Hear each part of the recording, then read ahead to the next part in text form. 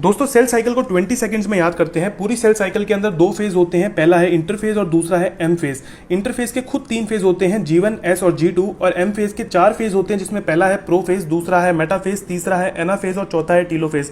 Nuclear division के बाद आता है साइटोप्लाज्म का डिवीजन, जिसे साइटोकाइनेसिस कहते हैं, जो कि एनिमल सेल और प्लांट सेल में डिफरेंट तरीके से होता है। अगर तुम्हें नोट चाहिए तो इस वीडियो में कमेंट कर देना, नोट्स PDF मैं तुम्हें DM कर दूंगा। अब इंडिविजुअल स्टेज को डिस्कस करते हैं। इंटरफेज 95% ऑफ द टाइम होता है पूरी सेल साइकिल का, और बस 5% ऑफ द टाइम में एम फेज यानी असली में माइटोसिस हो रही होती है। इंटरफेज की पहली स्टेज है G1 फेज, जिसके अंदर सेल मेटाबॉलिकली एक्टिव होता है और बस ग्रो करता है। एस फेज के अंदर डीएनए रेप्लिकेशन होता है और डीएनए का कंटेंट पर सेल डबल हो जाता है।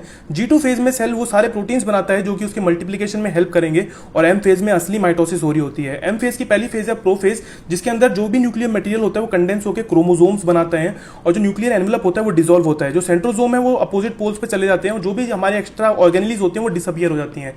सेकंड स्टेज आती है मेटाफेज की, जिसमें सारे के सारे क्रोमोसोम सेंटर में अलाइन होकर एक मेटाफेज प्लेट बनाते हैं, और हर एक क्रोमोसोम पे आके स्पिंडल फाइबर अटैच हो जाते हैं।